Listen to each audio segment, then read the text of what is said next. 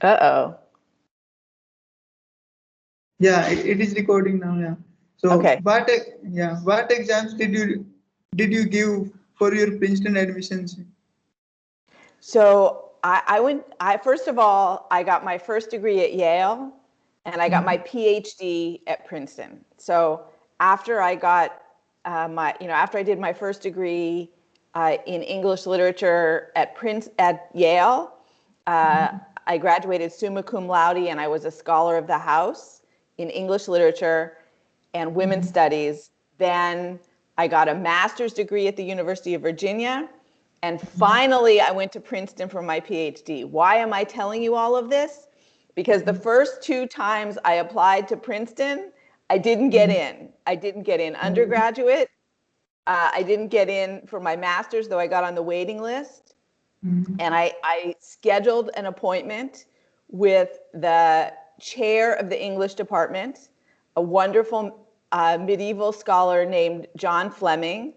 And I asked him what I needed to do to get into the PhD program. And he explained that I needed to take certain courses and I needed to get A's in them, and then I would be a strong enough candidate. Uh, so I was never a person who was good at standardized tests. I hate them, but I took my regular SATs to get into Yale. I took the GREs to get into graduate school, first at the University of Virginia and then at Princeton. And I'm really good at like SAT math and GRE math. So that's the good news. I'm a strong humanist. I've studied history and literature and culture all my adult life, but I'm good at math and I can, just pound through those standardized tests. So, yeah. Yeah, I you will were a say, scholar.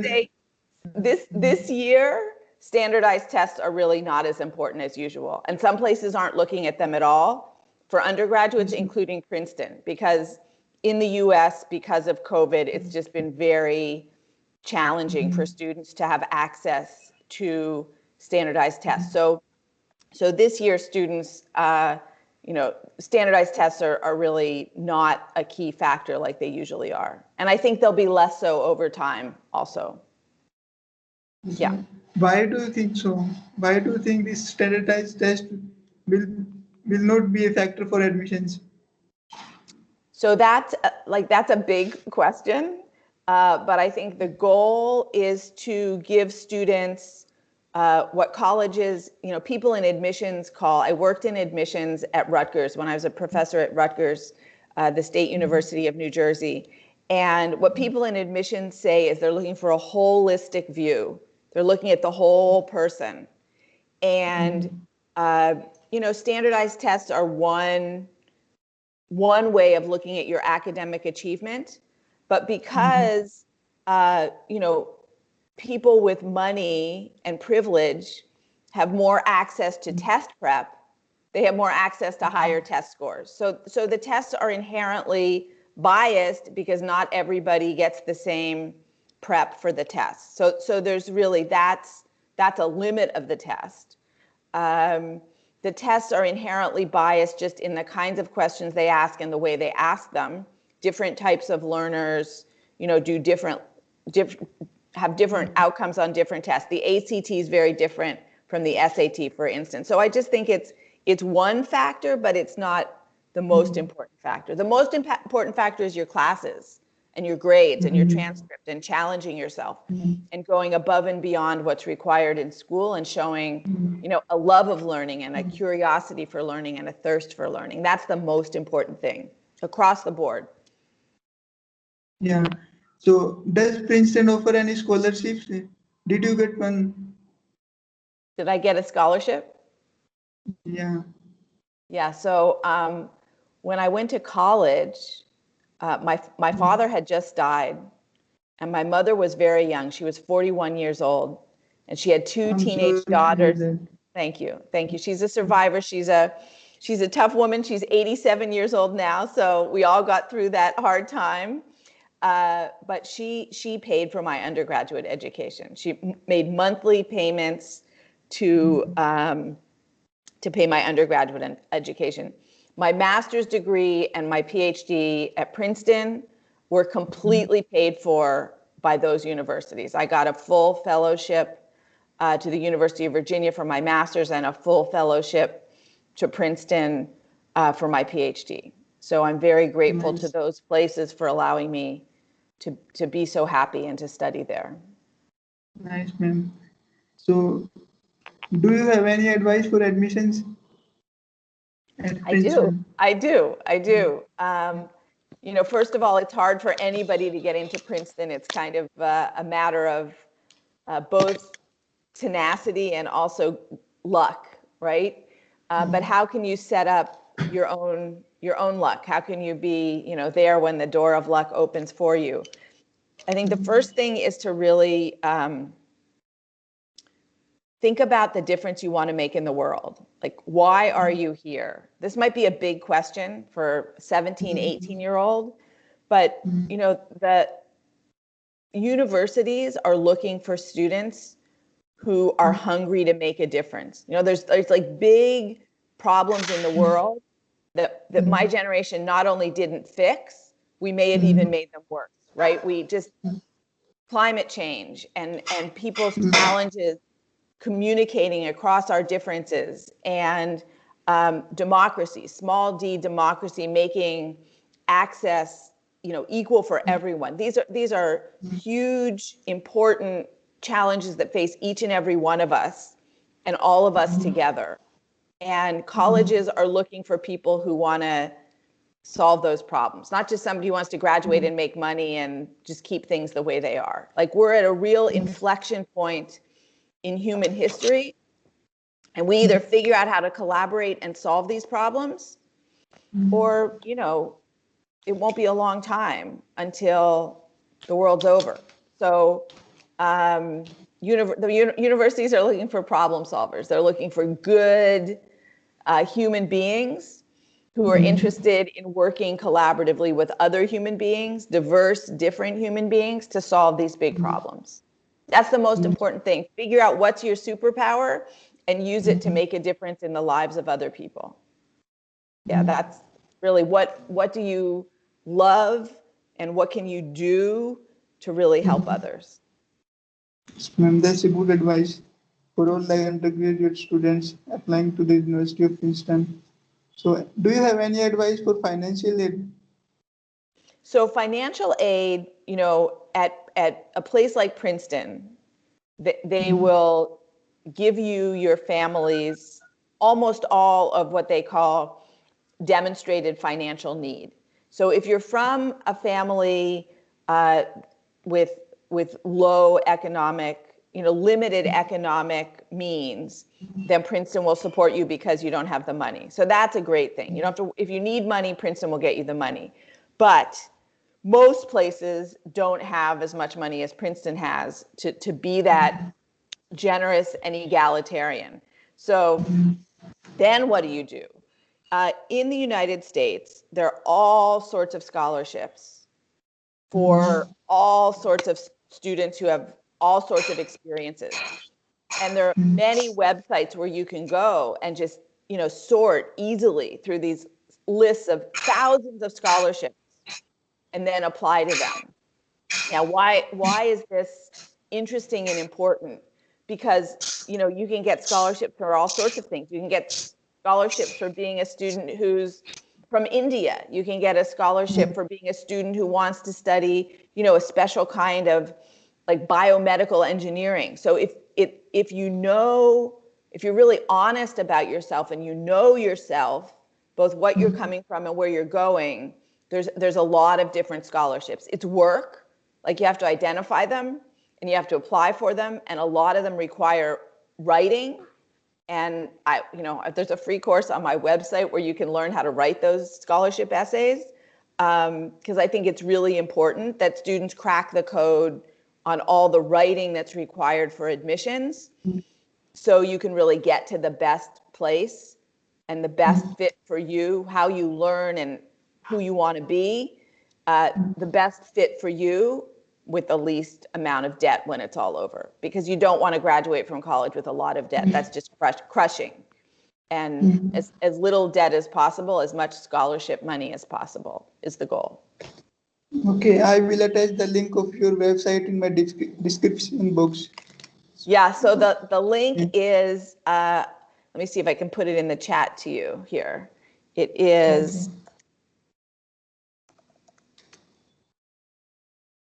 it's storybuilder.story2.com/register. And that's anyone, everyone can use our software and our online courses free. We want to make it possible for everyone to prepare the best admission and scholarship essays they can, using a scientifically proven method that we've been using for over 10 years with more than 200,000 students. So it's there for you. Use it. Yeah, that is very kind of you, ma'am. And so, why did you choose Princeton? Well, I chose Princeton for graduate school because I wanted a small department. I wanted a department with just like a really cohesive sense of community and honestly, a place that would really push me. Like Princeton was challenging for me. Even coming from Yale and the University of Virginia, Princeton was really challenging. I mean, and I liked that. I liked that it was small, very focused on undergraduate teaching. So I knew I would learn how to teach undergraduates, which was important to me. And I liked, it was just a very cohesive, warm, friendly, open community. And I really liked that. And it's become more so ever since. You know, I think Princeton really values each student. And Princeton wants each student to really excel in their own research, their own unique thinking and problem solving and approach to the world. And that is hard to come by. So if you get into a place that nurtures that, there are lots of them. It's not just Princeton. But Princeton in particular, with its emphasis on undergraduate research, and every single student writes a junior paper, at least one junior paper and a senior thesis. Princeton is really focused on undergraduate research and problem solving. And that's unique and valuable no matter what you do after Princeton. Ma'am, how Princeton is more challenging than Yale? Say again? How Princeton University is more challenging than Yale University? You just mentioned no, you find it tougher. Well, I didn't. I think they're equally challenging. They're challenging in slightly different ways, but I don't think you could go wrong going to Yale or Princeton. One of the things that really attracted me to Yale, I mean, I didn't get into Princeton as an undergraduate, but I probably would have gone to Yale anyway, and I loved that Yale was in a city. I grew up in a small town, and I really was attracted to the city. Also, the residential college life at Yale, I really liked the residential college system.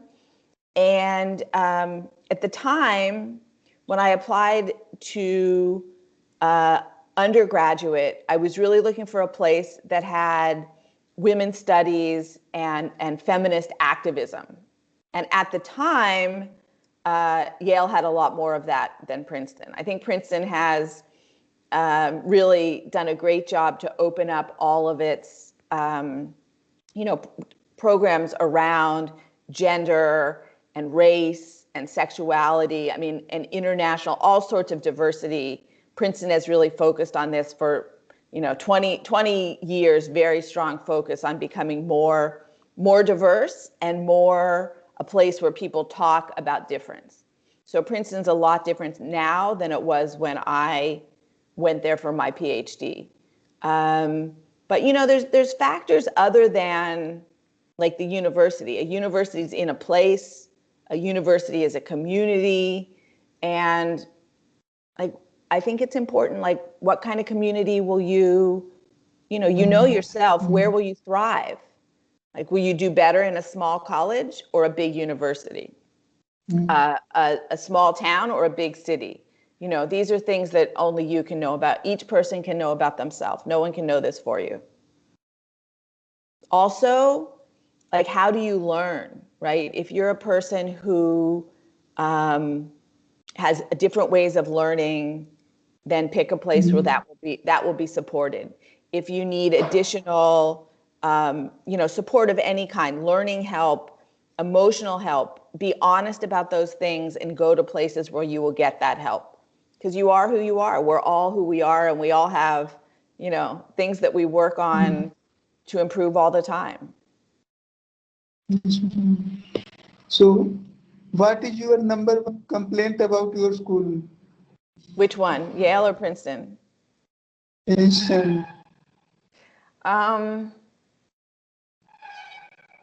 God, number one complaint about Princeton. You know, I always tell students to ask this question: what's the thing you would change if you could? Princeton,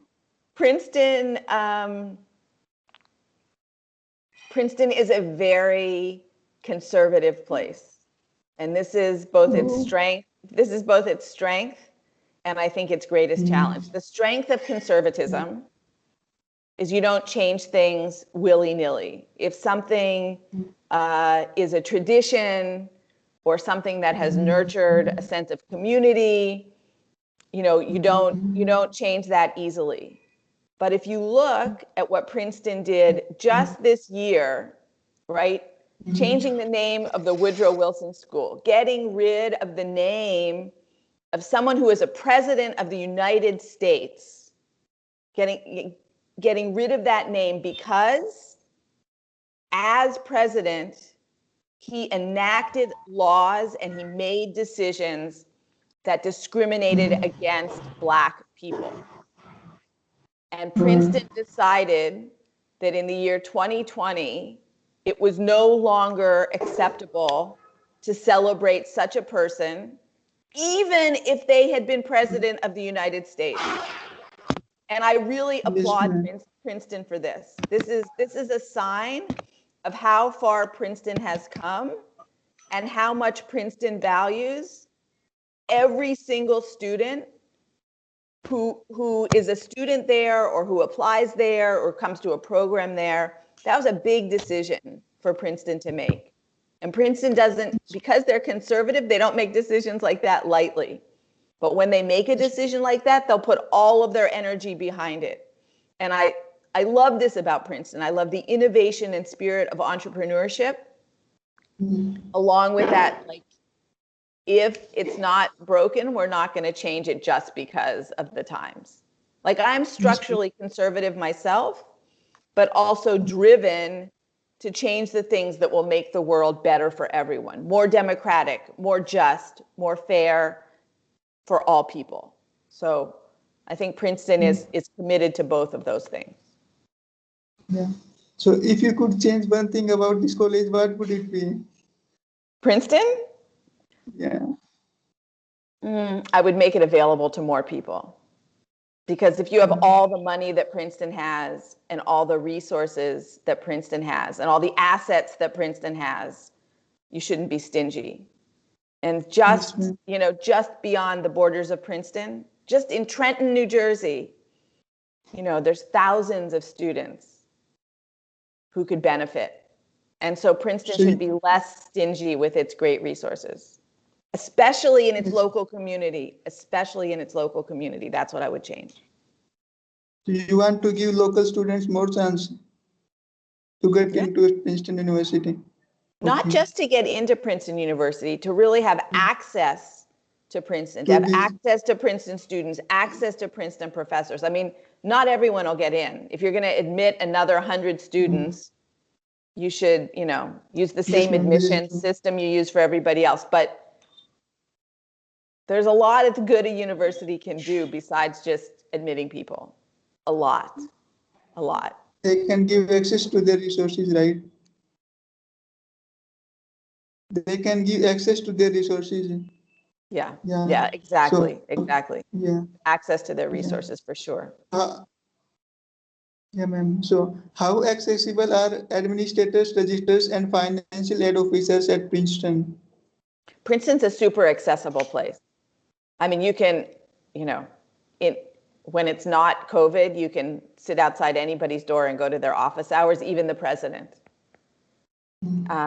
It's an amazing thing how accessible the leadership is at Princeton. I think that's one of its great virtues. You can go to the financial aid office. I know specifically of students on financial aid at Princeton who, for whatever reason, their parents had some kind of emergency and they needed money to travel home, travel like abroad, people from other countries.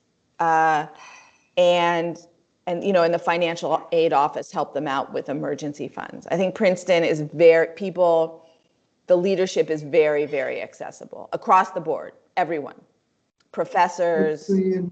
administrators, everyone. That's a great thing. Okay. So what majors are popular at Princeton? What made what? What majors? Oh, Majors like what are the great majors? yeah. What majors are popular there?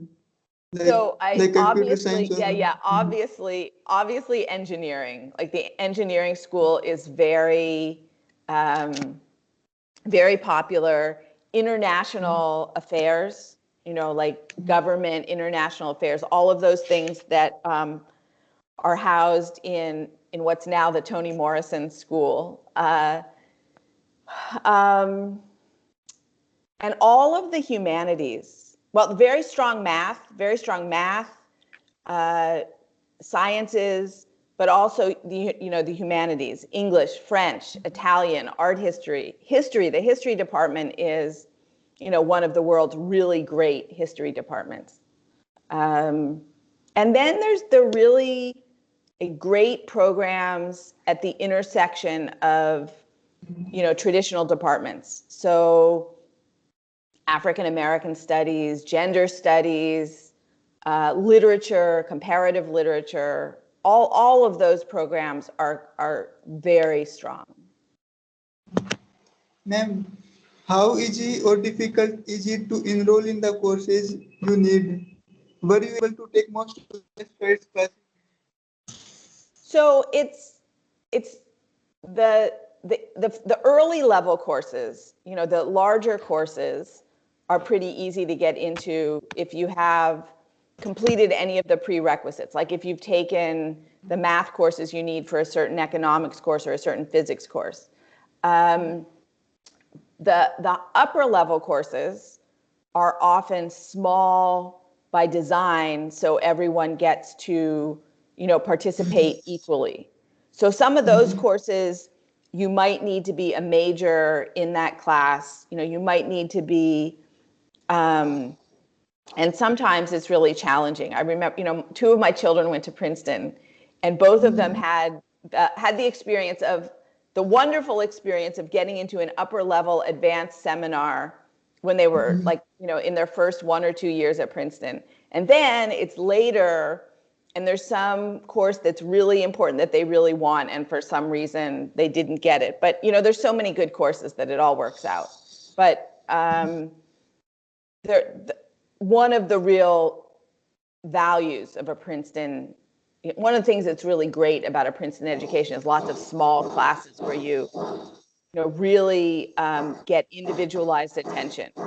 And those classes there are some freshman seminars that are small like that, and then upper level courses. And that's a really great thing. They're kept small to really optimize that kind of learning. Yes, ma'am. So, were most of your classes taught by professors or teaching assistants? Well, in graduate school, they're all taught by professors. And the way that, when I was a graduate student, I was, it's called I was a teaching assistant at Princeton. And the teaching assistants don't teach the main course. Only professors teach the main courses at Princeton. And then you might have a discussion section or a lab. Like the teaching assistants teach the support courses, not the main courses. There's no teaching assistants teaching the main courses at Princeton, just none of that. Yeah. So classes are lecture based or discussion based? There are some lectures, like some of the really, big, like there's history courses and English courses and that are big lecture courses, but they all almost always have a component of a discussion section. That there's a part of the class that's a small group discussion based learning. And those are both, those are often taught by professors as well as teaching assistants. But, there's almost always a small group learning component to every course at Princeton. Okay. So were finals more exam based or projects or essay based? I think that, it depends, but Princeton has a leaning and a preference for thinking and problem solving and, so often writing based or problem solving based, not just right, wrong. It's a very thoughtful and problem solving kind of exam structure. So you have to write kind of long essays. Say again? So we have to, instead of multiple choice questions, they want us to write essay based questions. Like we have to explain the things. Yeah. Kind of essay, yeah. Yeah, so the essays, the type of essays you need to write to get in are very different from the type of essays you need to write once you get there. And they're just a different formula. Yeah. Yeah. Yeah.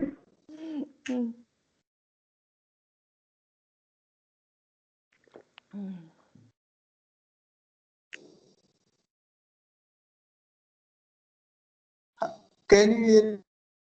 I can hear you. You were frozen for a few seconds, but I think it's working again now. Maybe.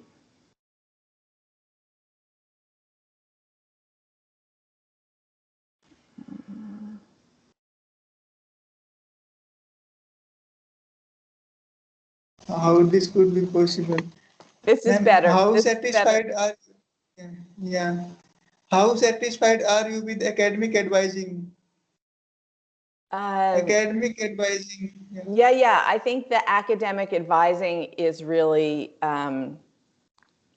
it's very strong, very strong. I would also say that no one else knows your needs as a student, as a learner, as much as you do. So you can't expect the advisor to give you answers to questions you don't ask. And sometimes they'll give you advice that's based on their experience, not your experience. So I think you always have to, take it in and consider if it really makes sense for you. So, how was your first year experience like at Princeton?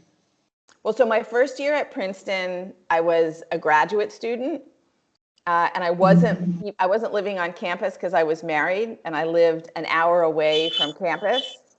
So it was the commuting was stressful, but my first year at Yale, it was like I was in heaven. It was like everywhere there were people who were just really smart in all sorts of different ways and really strong in, musicians, athletes, actors. Like everybody was so inspiring and so good at stuff. I felt so grateful all the time. I Yeah. also felt like I wasn't good enough.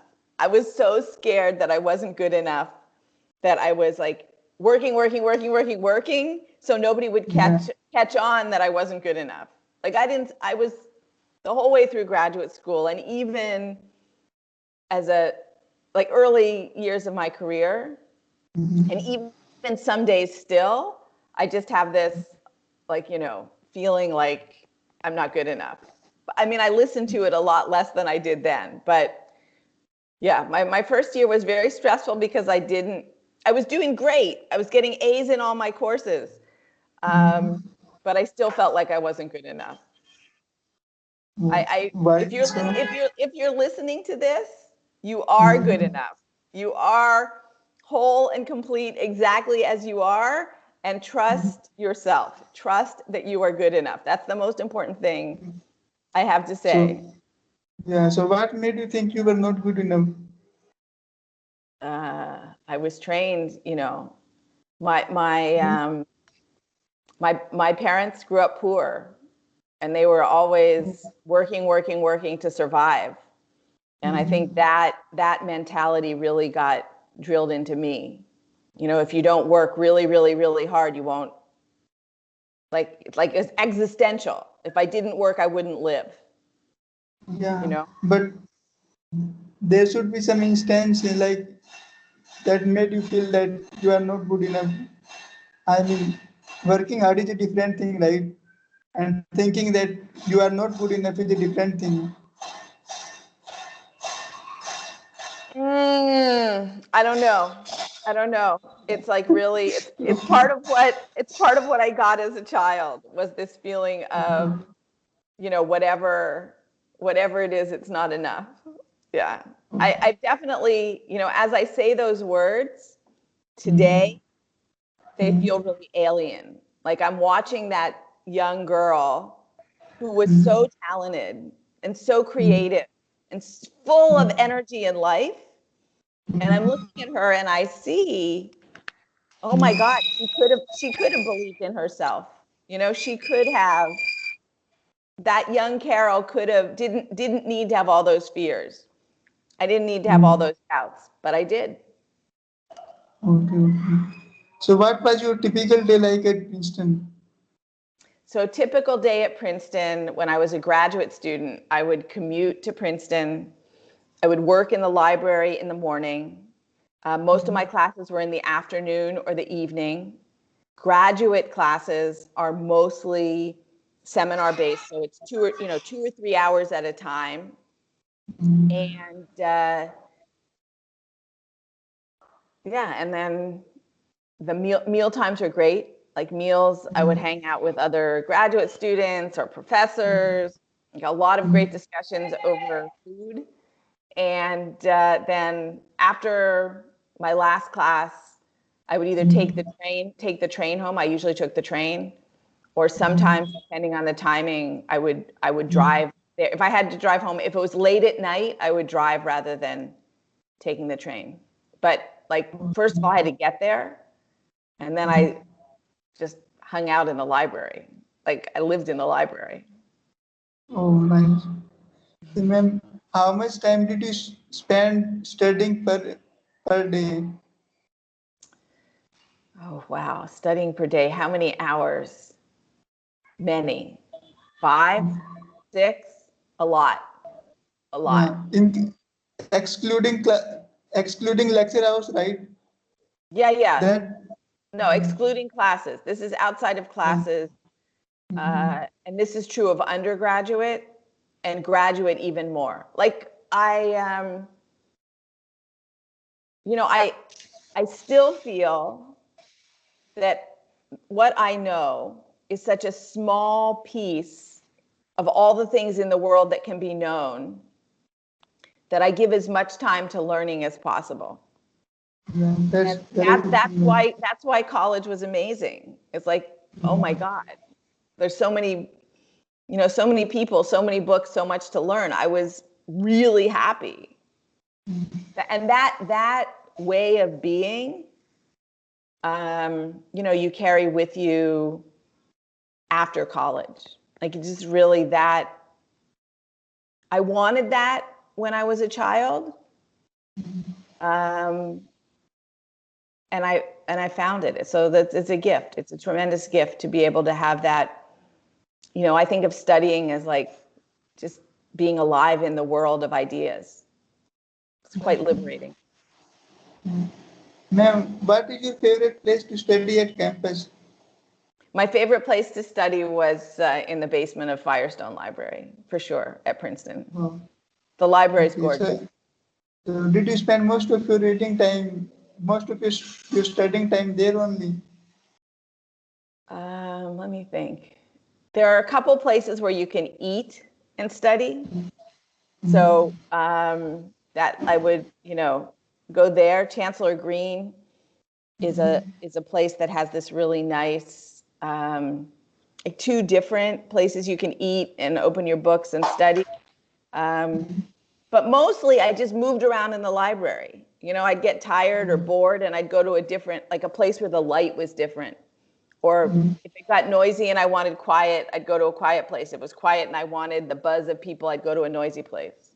But mostly I was just moving around in the library.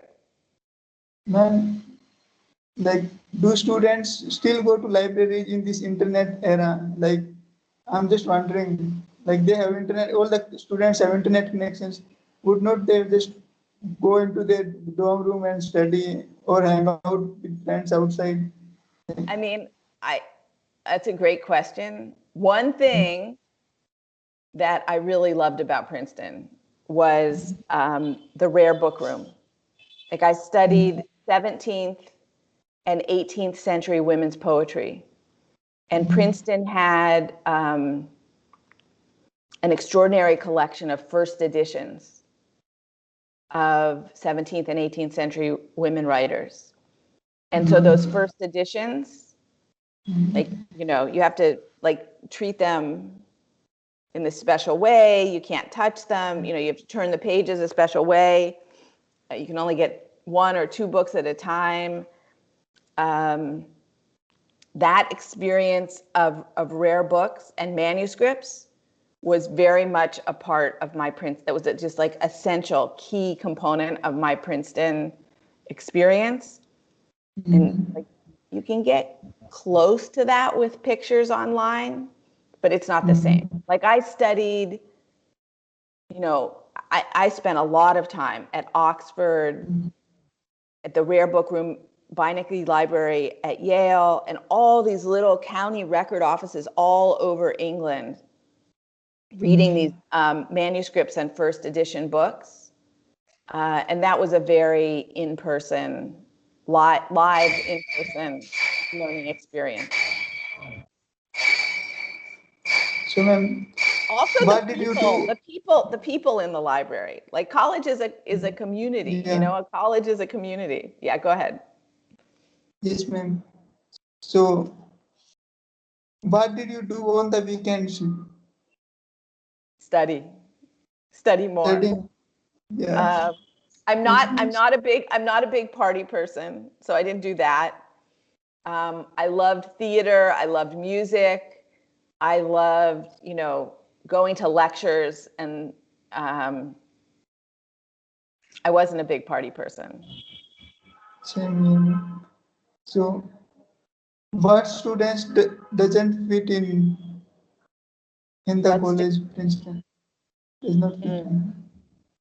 I've never in all my years been asked that question before, but anyone who hates other people,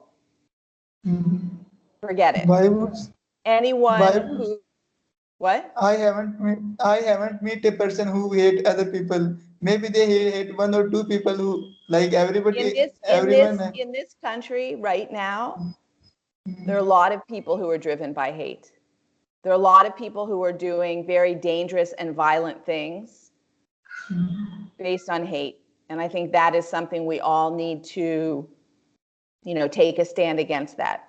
So people who want to hurt other people, people who want to discriminate against other people and deny other people their equal rights, I think Princeton doesn't want to nurture those people. There's lots of places those people can go to college, but I think Like, Princeton is looking for people who can build a really positive, diverse learning community at Princeton and in the world. So if I that don't, description doesn't fit you, go someplace else. I don't think any good university in this world would admit those students.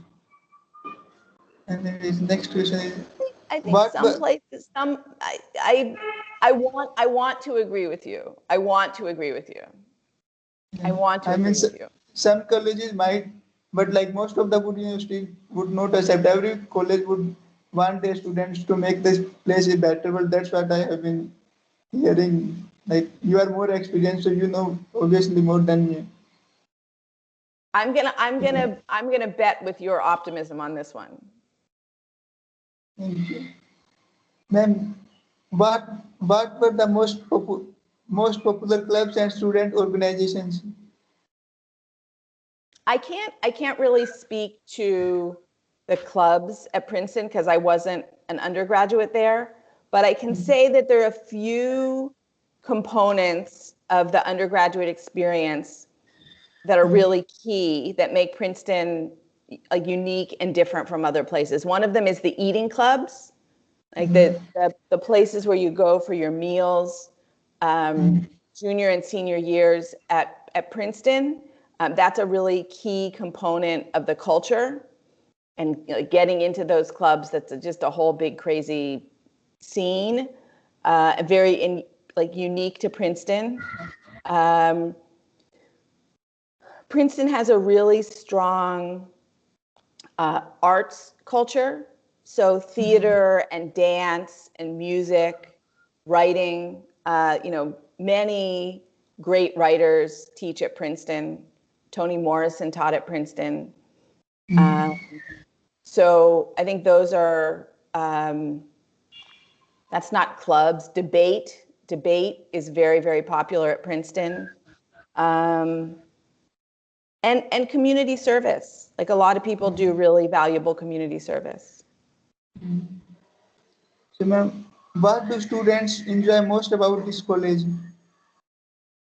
Like if you run out of things to love at Princeton, you just lack curiosity. Like there's so much to love, I don't even know where you'd start.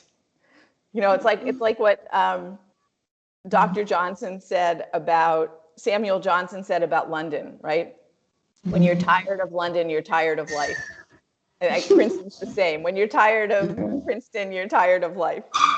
Okay.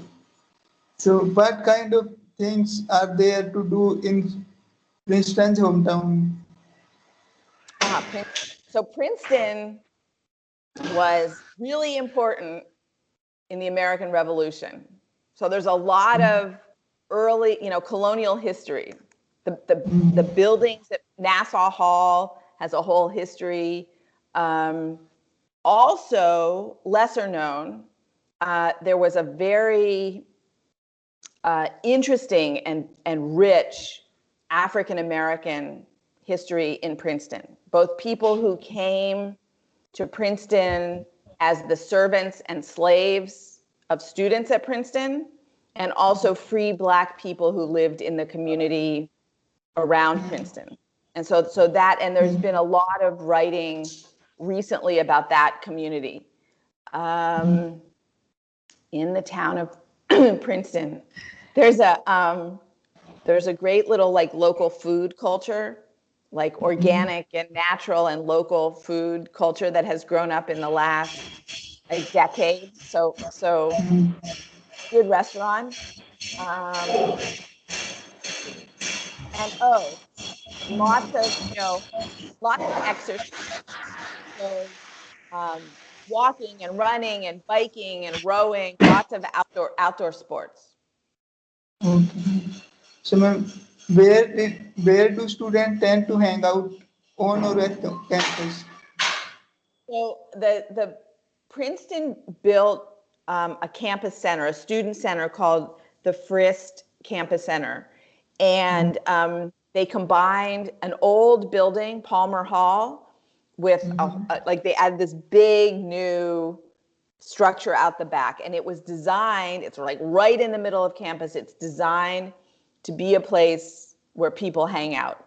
And so that is really the main place. And then all like the residential colleges have places to hang out. All of the new department buildings have spaces that are designed for students to work collaboratively. Because you know what you were saying about you can get all the learning you need from your laptop or your phone. Still, a lot of the creative and fun parts of learning, you know, come from interacting with other people. So that Princeton's newest buildings have been intentionally designed to foster those kinds of discussions, those small group discussions when outside of class. I agree with you. Ma'am, so were there movie theaters and concert venues? What about good cafes for getting work done or finding the perfect pumpkin spicy latte? So there is a great coffee shop. There's probably many coffee shops in Princeton, but the one that's famous is called Small World Coffee. And they actually, they roast coffee themselves, and you can get their coffee in Whole Foods in other parts of New Jersey, which is a big deal. That's like, but Small World Cafe or Small World Coffee, I guess it's called, is really the hangout place. It's the you know, gritty local coffee place. Okay, ma'am. Yeah. So how would you describe the presence of Greek life? Do a lot of students belong to fraternities or sororities? I think there are some, but I really like, I didn't do any of that at all ever in my life. So I don't really have any experience to speak to that, but I think there are some.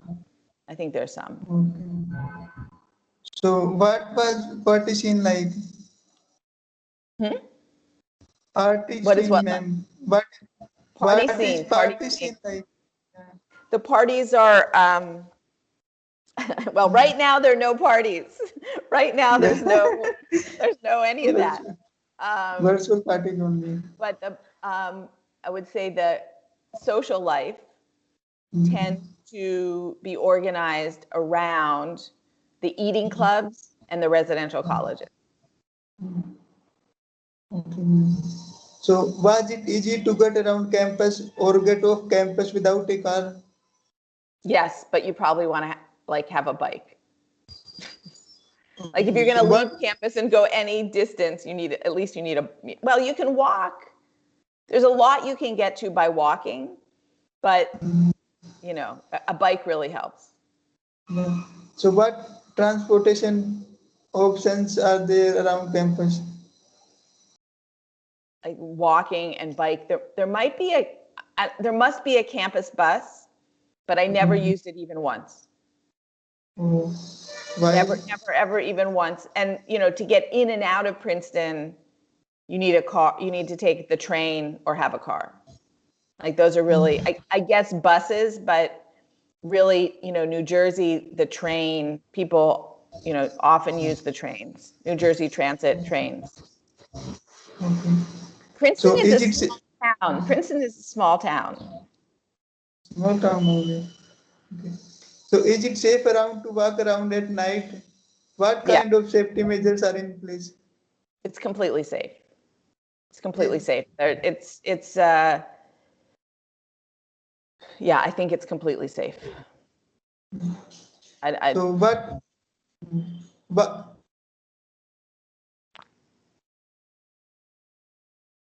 Uh-oh, I can't hear you again.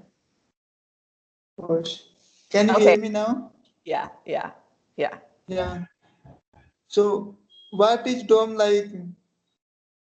Are there laundry kitchens, shared or private restrooms? Yeah, all of that is just, it's like a hotel. It's very nice. It's like, yes, very, very, very nice. Nicer than where most people grow up. It was nice, like So at Princeton, at Yale, and also at Princeton was like fancier than where I grew up. So it's very nice, very nice. so kind of housing choices are there? So housing choices are either residential colleges. I think there's some big dorms that are not in the residential colleges, and then there's a very, very few people who live off campus. But most people live on campus as part of the colleges or the dorms. So, how is the resident counselors? Do they plan social events for freshmen to get to know each other? Yes, they're fantastic. When I was like going back to my undergraduate experience at Yale and my children's experience at Princeton was the same. The freshman counselors are amazing. They're just really, they're so well trained and they're so helpful, and like anything you could possibly ask, they'll help you. So that's, the residential advising system is really spectacular. Okay. So, how are roommate assigned? What I could have no one do in idea. case of I no have no idea? idea. No idea. And if you, you know, lots of people have roommates they're not in love with. Lots of people have roommates that they have differences with. And Yeah, the first line of, the first thing you should do is try to figure out how you can work, how you can live together, even if you're not going to be best friends. And then, you know, then you can, like, you can always pick your roommates after freshman year. So I wouldn't make a big fuss about freshman year if you possibly can avoid it. So, how prevalent are drugs and alcohol on campus and in dorm house? I really can't say. I really can't say. I wasn't an undergraduate at Princeton. So I really don't know. I think I would say generally in US colleges, alcohol is too prevalent. Like it's dangerously abused. And a lot of people, you know, a lot of people drink too much. And drugs, I don't know. Like illegal drugs, I don't know. Abuse of prescription drugs, I don't know. But there's a lot. There's Alcohol a is lot prevalent, right? across the U.S. It's, you know, students are anxious, students are afraid, and a lot of students are self-medicating with alcohol and drugs. And it's very dangerous, and it's very dangerous and bad. Don't do it. I don't do it. Yeah. So, ma'am, what are the most popular uh, extracurricular activities and why? I think you already asked me that. So we need to Curricular wrap up. We activities. need to wrap up. We need to wrap up in a couple minutes because I have a meeting Okay, at okay, 8. ma'am. So Okay. ask me one more. Ask me the most important question you still haven't asked me. One more.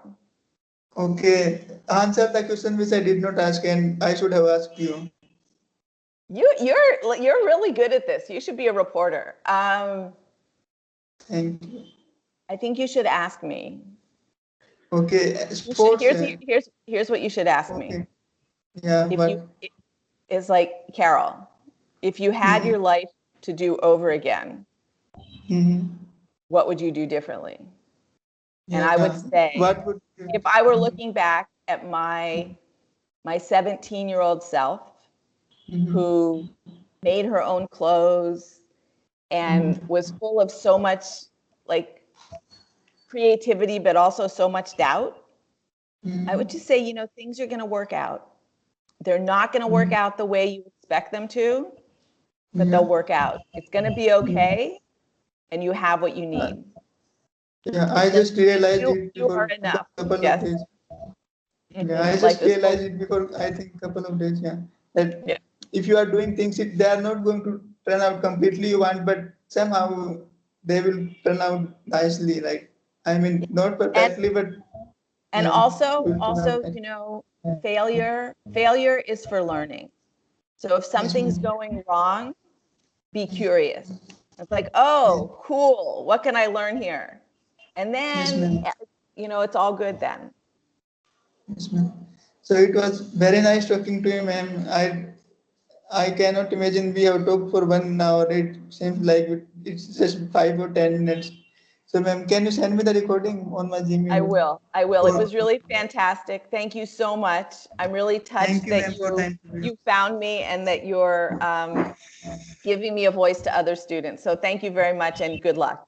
Take care. Bye bye. Thank you, ma'am. Thank you. Bye, ma'am.